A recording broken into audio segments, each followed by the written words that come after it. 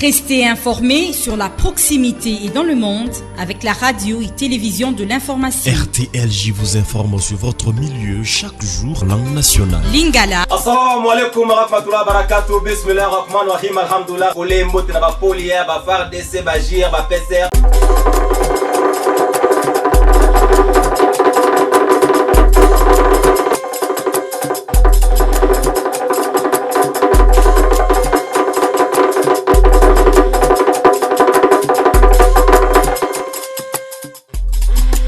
Assalamu alaikum warahmatullahi wabarakatuh. Mbote na bino ba mourena ba moureze magazine de formation ya lingala facile yoka lokole mbote na ba poli ya ba FARDC ba JIR ba PCR ba commando na ba étudiant ya Kasapa bolela RTL Joa chaîne ya Gaillard chaîne ya honorable ya Pembe Maboko Pembe Motema Pembe leader de l'air leader babile politicien compétent infatigable la mokuse PCI tofunga basangolo mbangolo ba ete ancien directeur ya cabinet ya chef de l'état Vital Kamerhe Aza déjà acquitté na masolo, c'est-à-dire Aza bongo libre na impact pezolozina. Bien aimé dans les seigneurs, diataba.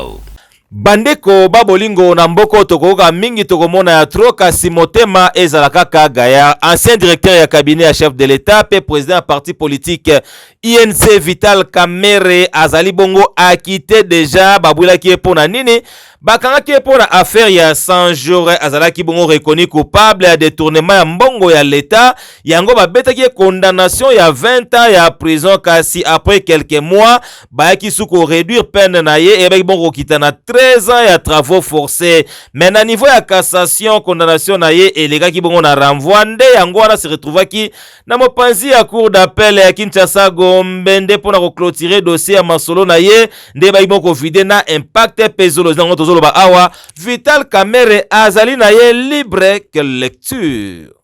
Toti ya masweta libongo ancien directeur ya cabinet ya chef de l'état Vital Kamerhe ba population ya Katanga balobaki ete bakotika la simate ba pesa ki bomba maloba na bango ya micro toujours ya micro ya yoka lokoli la cadre toujours masolo ya par rapport bien aimé dans les seigneurs diataba. Merci beaucoup pour la question.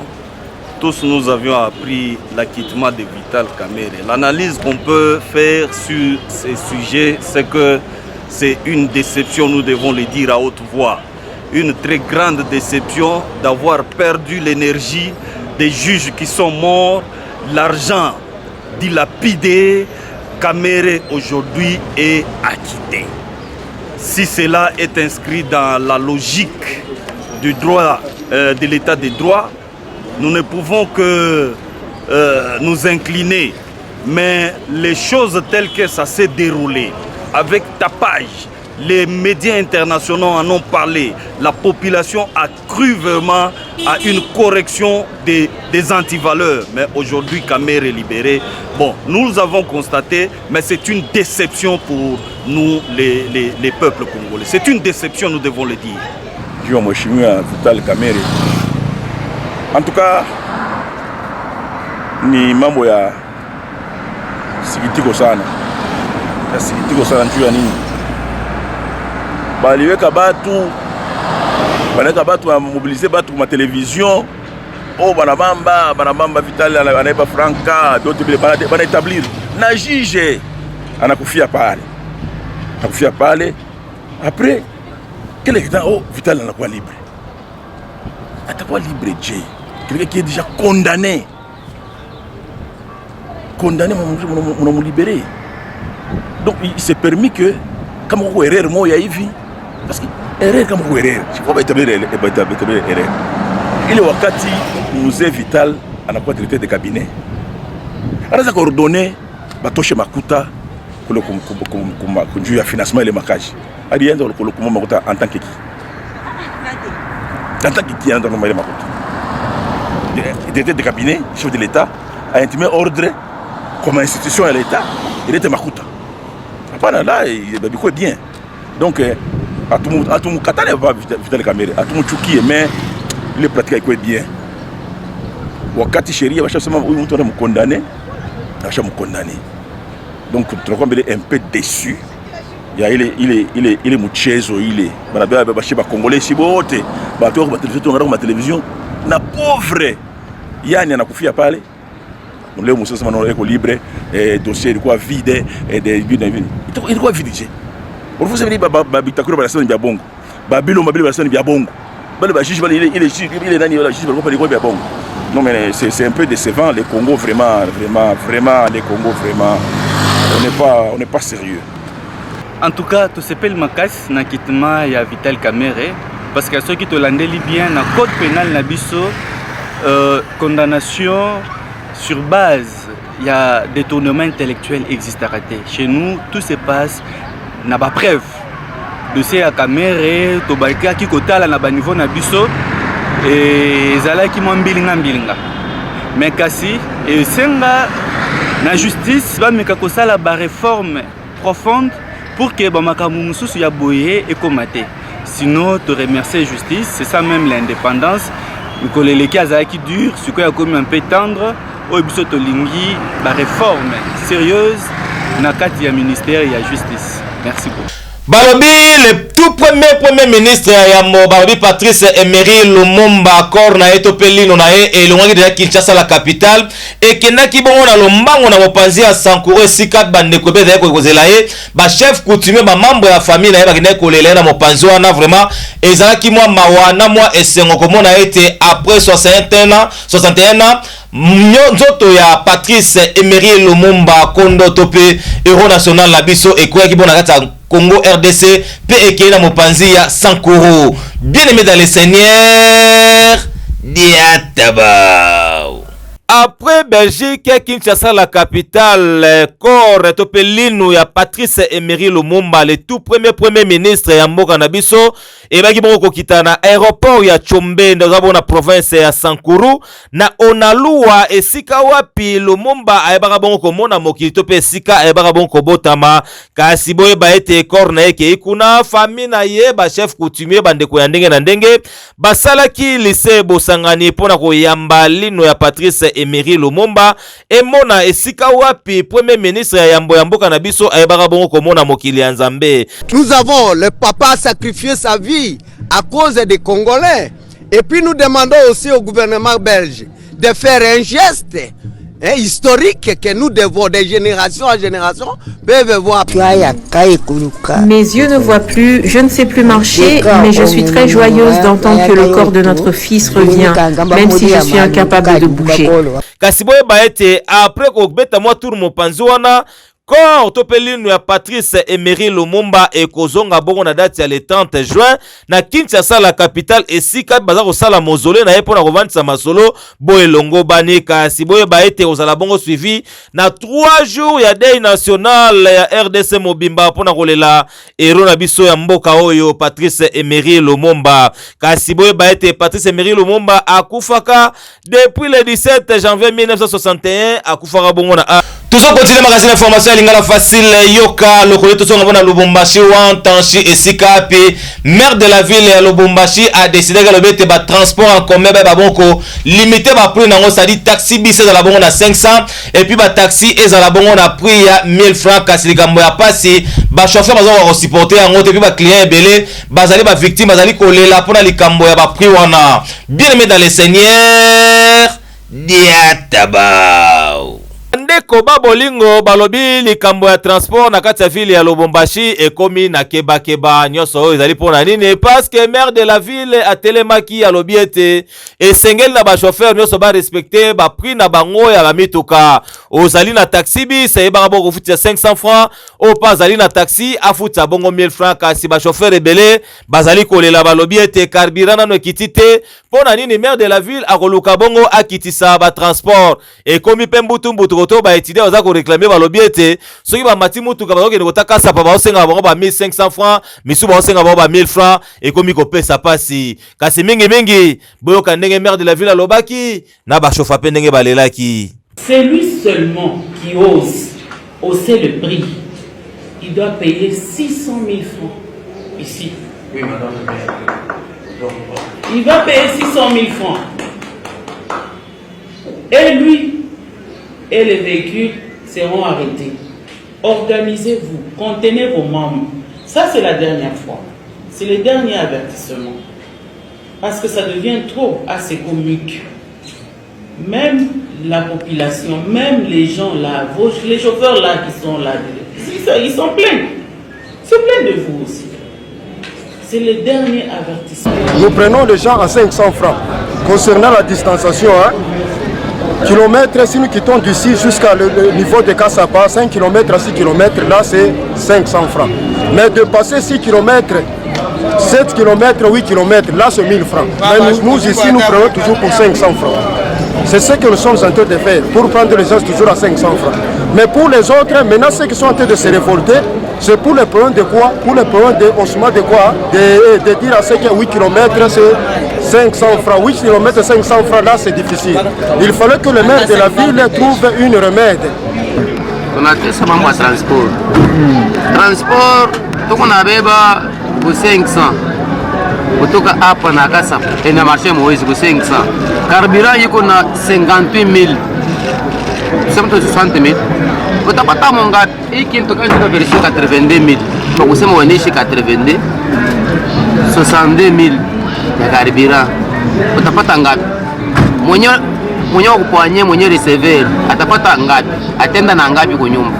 Mwenye chauffeur mwenyewe atakuwa ngapi? Transport kutoka kwa nyumba tunalipaka kani ma 3000 francs. Aller retour ni 5000 francs. Kwa mwana ngapi? Batangalie mambo ma 500 francs. Donc hataweza. Anyona hapa niko na mishofer motoka nileka pale. Motoka yangu yoyle pale.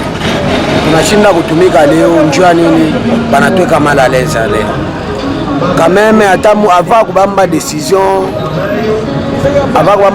faut choisir sema hapa nisho mfanyisha kitu kizuri njoo unaweza kumbambia decision na kusema mtoto hata ava kama unamtuma kwa masomo shifasho usho yasa usho mlipie hapana banze kututesa tu paka vimu mama paka shie biana kanyama kasesi shiba shoba banatoka kule vyote batumatiketi banaingia tina ku mambo ya transport yo karibira shopani motoka hapa la maire de la ville yemo balisemaka kule batosha mitini basema hapa na Kasapa na hapa na Kasapa 500 mambo Moïse bayo mais ukibebe marché Moïse 1000 francs banakubamba est-ce que ndio bebe nagalaka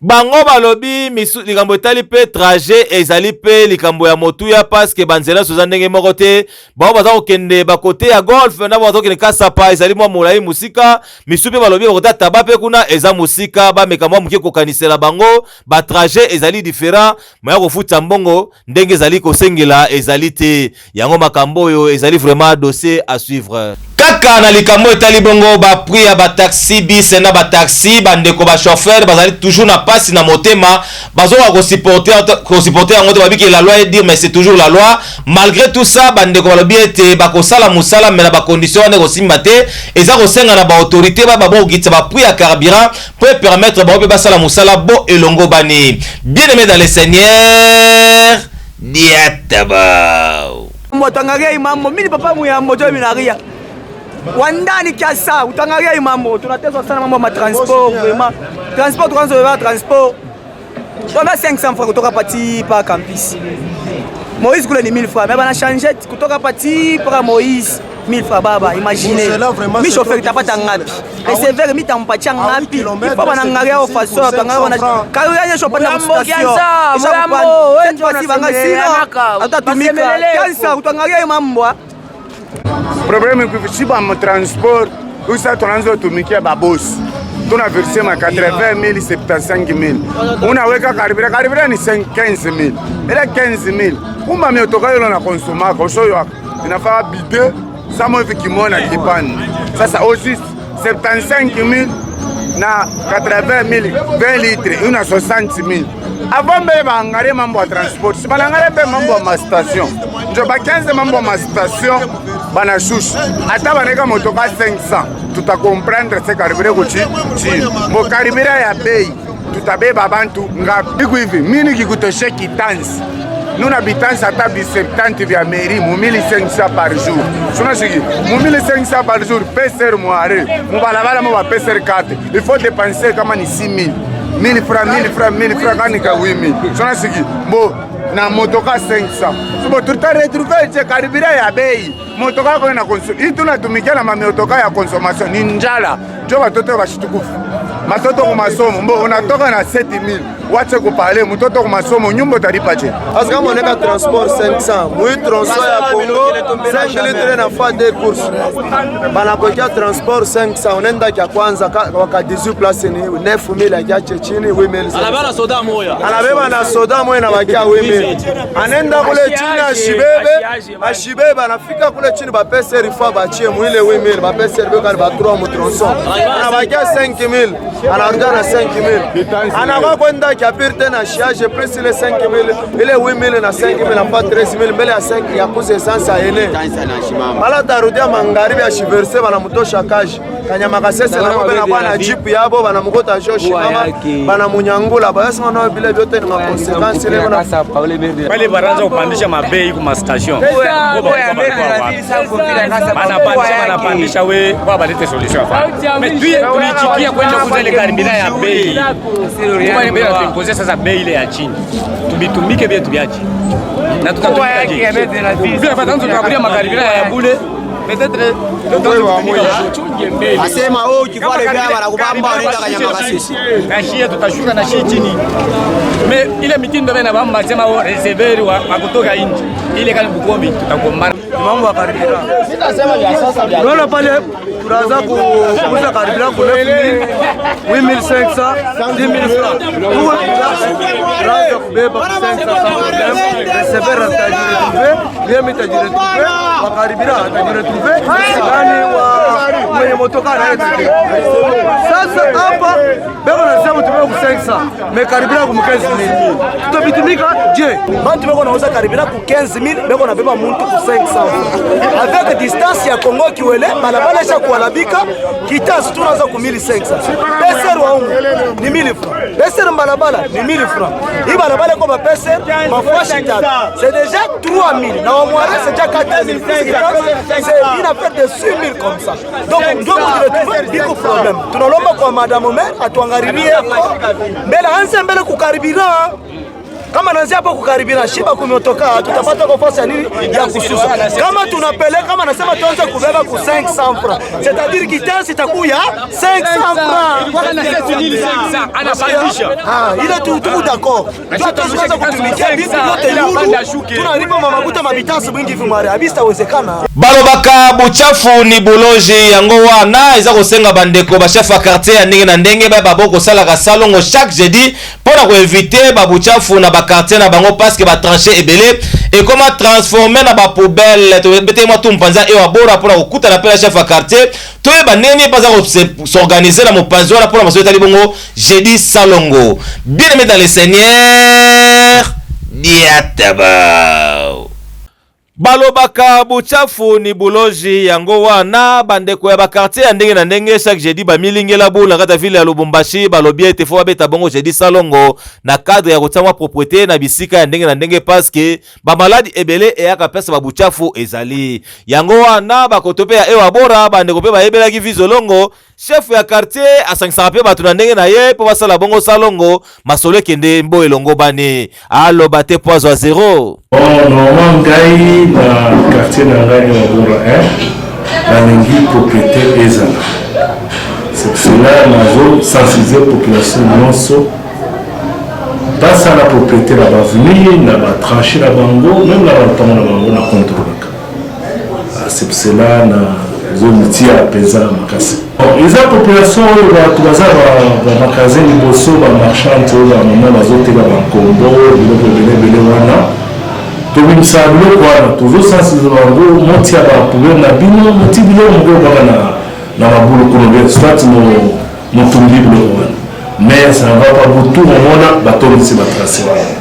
epuis batrace wana tozodepense mingi fo tobimisa yango epuis bachario tozofuta mpona kobimisa biloko wana okenda kotia babulu wana na entrée ya ville nazopesa population oyo ya quartier eza quartier moko ya kitoko après golf eza ewa bora il fallait population nyonso ezala vraiment mitia na salongo eza chaque jour liboso ya lupango okomba obimisa basalite na yo naza na baka de base tokandoleka ki chaque parcelle to vérifier soki salite eza liboso na yo en tout cas wana bamande ekozala. Ah, il faut qu'il m'a bosoto parce que bosoto et ben d'araba bokono ya ndenge na ndenge et sengeli bande kotu na ba quartier bozali chaque jeudi boye bela ravizo longo pona ko beta salongo moi propriété ekota pona ko kima ba bokono ya ndenge na ndenge bijika twikisha.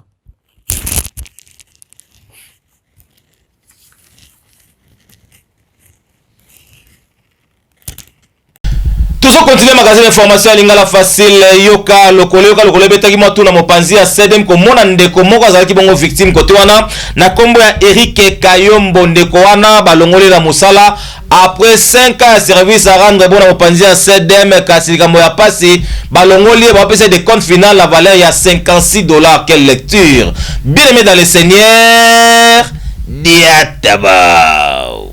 Bandeko babolingo tolobaka na mboko tokomona mingi tokoka ya troka simotema ezalaka gayar ndeko mona kombo ya Eric Kayombo azali bongo agent ya société ya CDM na joli site azali bongo victime azali kolela après 5 ans babulo oya beta na kati ya société ya CDM 2 ans comme stagiaire 3 ans lokola engagé bayebaki bongo tinde na département moko ezalaki na acide ya mingi asengi bateni approprié pour sala musala bo elongo bani et créer incompréhension entre ye na chef na direct bayebaki bongo kobunda kosakana te batie ndeko Eric Kayombo bamanzaka partout bazokisaki dossier comme na niveau ya justice mais likambo ya kokamwa société ya CDM ebaki bongo kobengana ndeko Eric Kayombo balongole après plus de 3 ans ba service à salle la société CDM et ça qui était balongola ye ba pesa de compte final ya $56 à ses plaques na wata mokete a lobby bazongisa na musala na besoin ya boulot na ye mais ba protéger ye ou besoki ba kolongola ba sa ile ba calcul ndenge sengeli azwa de compte final na ye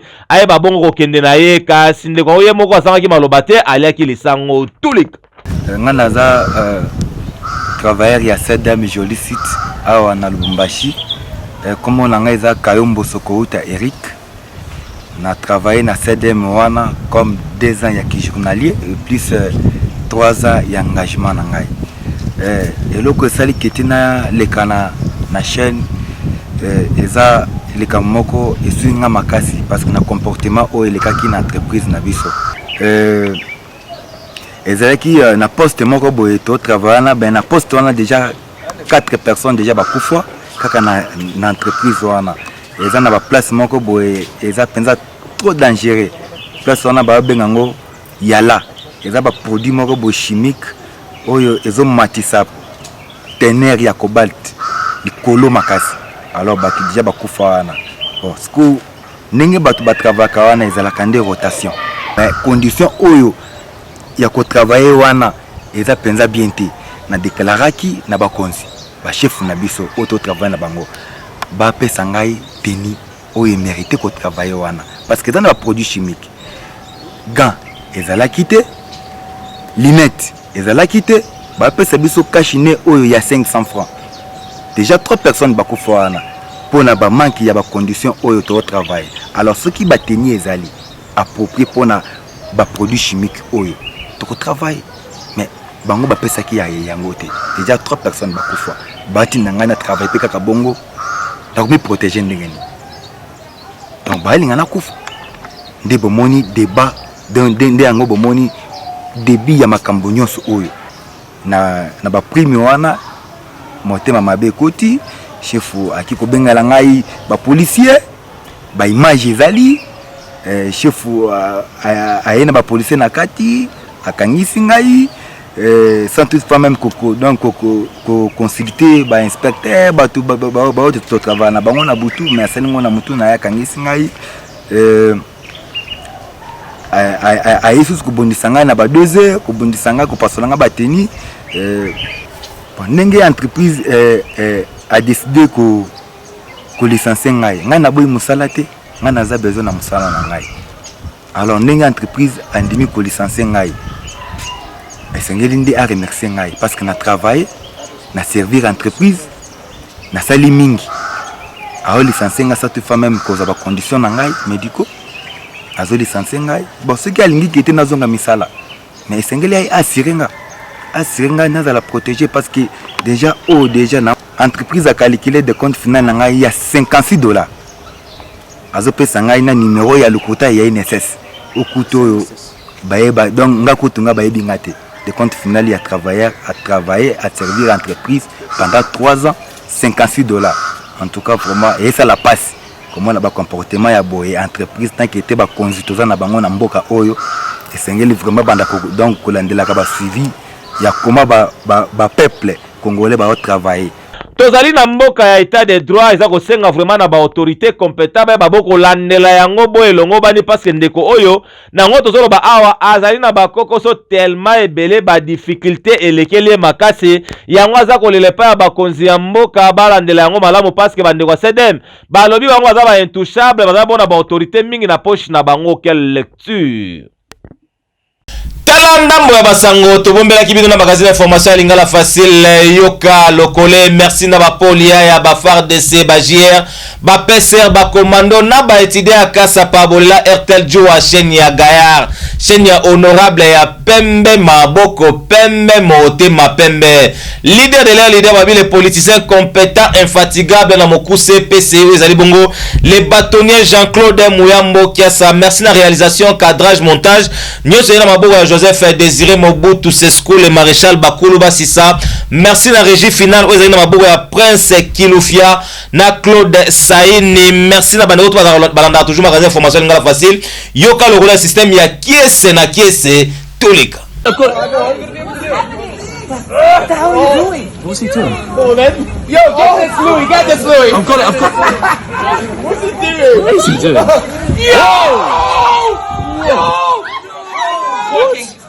Oh my gosh, you're Josh. Are you kidding me?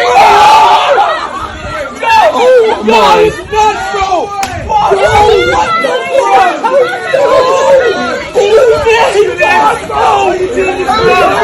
Oh my god, oh my god, oh my god.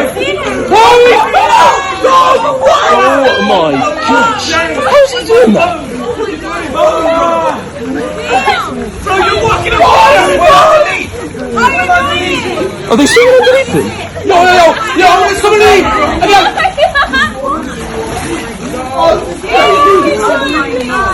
Yo, this is insane, bro! Yo! How are you doing this?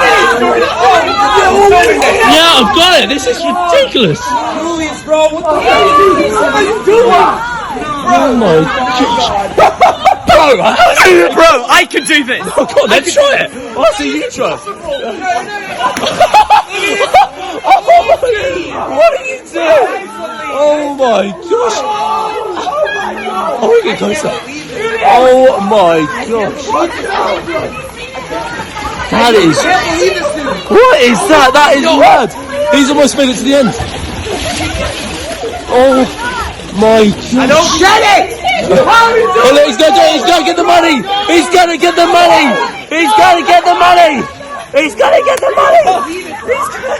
Oh my gosh. Get the money.